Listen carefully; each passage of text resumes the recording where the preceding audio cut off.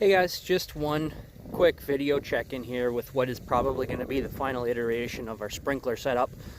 Apologies if the audio sucks. I'm in the pit, it's windy. Get over it. I don't have my nice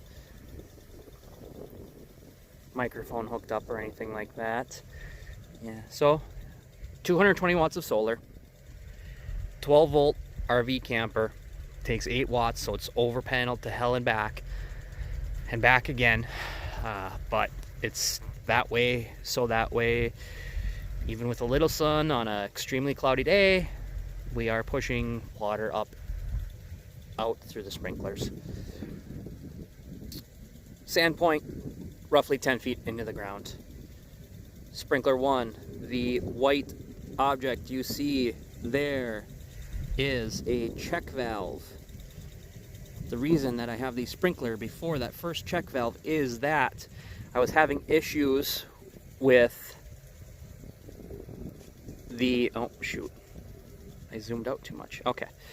Reason that I have the check valve after the sprinkler is I was having issues where the static water pressure was too high and the RV pump has a 50 psi shutoff and it wasn't working. So I put a sprinkler before the check valve, and that allows the RV pump to kick in enough in full power without having that head pressure issue anymore. So we've got that, obviously that swatch down there that the first sprinkler waters, and then we have the second one here. So water comes out of the check valve up our pipe and in all the way down here at this end. Lots of grasshoppies. Saw a monarch caterpillar in here the other day, so that made me smile, because eventually the grand plan is to turn this into monarch and bee habitat. Water comes in. We have our 6 55-gallon chambers. Obviously, you know, it'll never get to the full potential because we don't have our tops tied together, and that's kind of by design because I wanted the system to be pressurized. If my redneck reject engineering is correct, then this is kind of, well, this is acting as a big super soaker basically. So I mean, we have got lots of water pressure coming out the top here, as you can see by that sprinkler there. And this is just powered by, like I said, the RV pump.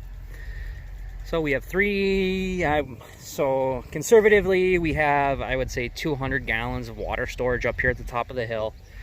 Splits off here at the base of the hill there. I got that hose down there. Oh, wrong zoom.